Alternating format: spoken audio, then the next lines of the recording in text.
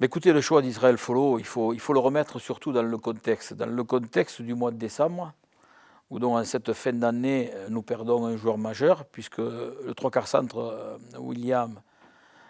Bryden Williamé avait décidé de regagner l'Australie pour des raisons personnelles, des raisons familiales que j'ai bien compris. Je n'ai pas pu m'opposer donc à son départ et à partir de là, il a fallu chercher un trois quarts centre. Et quand on perd un joueur majeur comme Williamé, eh bien, nous avons appelé nos confrères australiens, agents de joueurs, bien sûr, avec qui nous avons l'habitude de travailler. Et durant quelques semaines, donc, on a recherché, sans pouvoir finaliser, un bon joueur trois quarts centre pour remplacer Bryden Williamé. Et puis, il y a donc maintenant 3 semaines, donc c'était début janvier, l'agent de Follo nous a appelé. Donc l'agent de Follo a annoncé que Israël Follo était libre, était sur le marché, et puis voulait surtout, après ces problèmes avec la fédération australienne de rugby à 15, eh bien, voulait revenir à son premier rugby, au rugby à 13. Et qu'il avait choisi pour revenir eh bien, la France, par l'intermédiaire des Dragons catalans. Vous comprenez bien que quand on a une nouvelle comme celle-là et quand on apprend que Israël Follo peut être sur le marché, ça interpelle.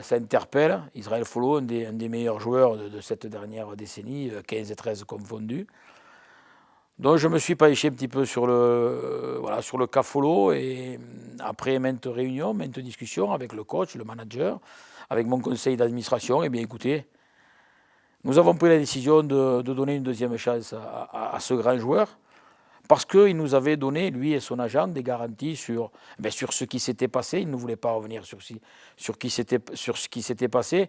Et il voulait surtout se tourner vers l'avenir, redorer son image, redorer sa personnalité et revenir à ses premiers amours, le rugby à 13. Et je crois que quand on met tout ça dans la balance, eh bien, la décision a été simple de dire, même si elle était compliquée à un moment donné, il a fallu dire oui, on signe Follo. Il ne venait pas pour de l'argent, il venait pour la qualité de la compétition, il venait pour la qualité de vie aussi ici à Perpignan, il venait parce que aussi peut-être Perpignan est une ville paisible, où il pouvait peut-être redorer son blason. Et je pense qu'il faut aussi de notre part, et nous l'avons fait déjà par le passé, il faut aussi redonner la chance à des gens qui aujourd'hui donnent les garanties, toutes les garanties pour être demain un grand joueur de rugby à 13. Bien entendu que nous avons mesuré le risque. Bon, mais le risque, écoutez, on l'a vécu lors de l'annonce de la signature de Follo. On l'a vécu, ce risque, il y a eu un petit déchaînement des médias. Je peux le comprendre, je comprends. Mais en même temps, j'assume complètement ma décision, bien que je ne partage pas, bien entendu, toutes ces réflexions qu'il aurait pu avoir ou ces idées qu'il pourrait avoir. Mais à un moment donné, je pense que c'est un jeune joueur plein de talent à qui il faut redonner, je vous le dis encore une fois, une deuxième chance.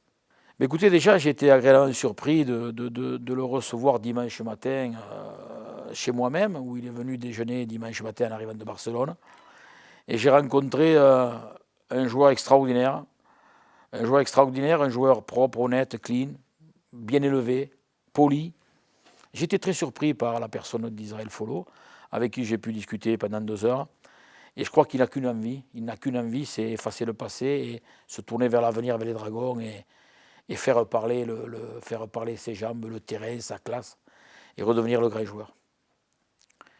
Vous savez, j'ai beaucoup de respect pour la Super League, j'ai beaucoup de respect pour mes amis anglais.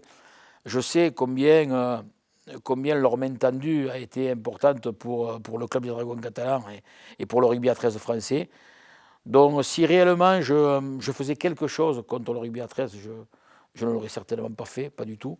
Mais là, je pense justement que peut-être, après que les réflexions s'estompent un petit peu, après que cette médiatisation un peu poussée redevienne tout à fait normale, je pense qu'il va faire grandir, il peut faire grandir notre compétition et ça peut être un des plus grands joueurs qui aura certainement joué cette compétition de Super League. J'y suis très attaché, je vous le dis. J'ai beaucoup de respect pour la compétition et j'espère qu'avec Follo, elle prendra une nouvelle dimension. Mais bien sûr, parce que vous savez, les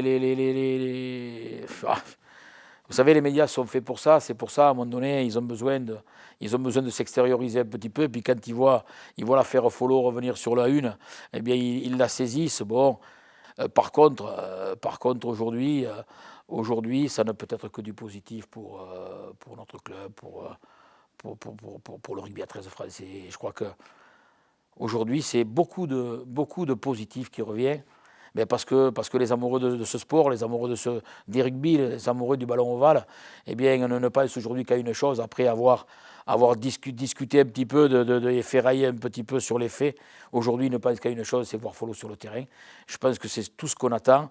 Et tous les messages que je reçois aujourd'hui sont positifs, vont dans le bon sens. Et les amoureux du ballon ovale vont être comblés et ont très envie que ça arrive vite.